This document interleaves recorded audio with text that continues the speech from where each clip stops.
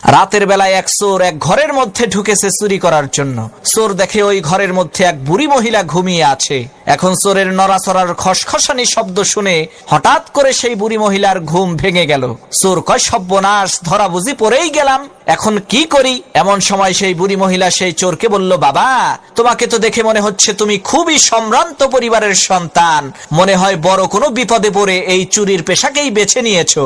ঠিক আছে, কোনো সমস্যা নাই, এই যে দেখো আলমারির 3 নম্বর বাক্সের মধ্যে 5 ভরি স্বর্ণ আর 70,000 টাকা আছে, এগুলো তুমি নিয়ে যাও। আমি বাঁচবই আর কয়দিন, এত টাকা পয়সা দিয়ে আমি করবোটা কি? আর বাবা, তুমি যাওয়ার আগে আমার কাছে এসে একটু বসো, আমি একটু আগেই একটা আশ্চর্য ধরনের স্বপ্ন দেখেছি।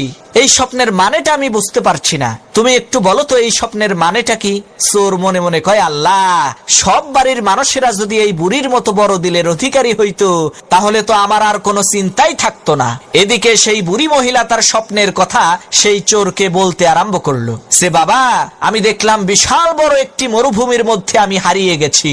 এমন সময় একটা ঈগল পাখি এসে জোরে জোরে 3 বার বলল, জামাল, জামাল, জামাল। এরপরে সেই ঈগল পাখিটি চলে গেল। বাবা, বলো তো এর মানে কি? চোর মনে মনে চিন্তা করতে লাগলো, এই স্বপ্নের মানেটা কি হতে পারে? ইতিমধ্যে পাশের রুম থেকে সেই বুড়ি মহিলার একেবারে টকবগে জোয়ান ছেলে জামাল তার নাম জোরে জোরে শুনতে পেয়ে ঘুম থেকে উঠে ঘরের মধ্যে ঢুকে সেই চোরকে ইচ্ছা মতো পিটাতে আরম্ভ করলো। তখন সেই বুড়ি মহিলা বলল, হইছে, এবার থাম, ওর কৃতকর্মের ফলও পাইয়া গেছে। তখন সেই চোর বলল, না ভাই, থাইমো না, আমারে আরো মারো, যাতে ভবিষ্যতে আমার মনে থাকে শালারা আমি একটা চোর, স্বপ্নের ব্যাখ্যা করার কোনো জ্যোতিষী না।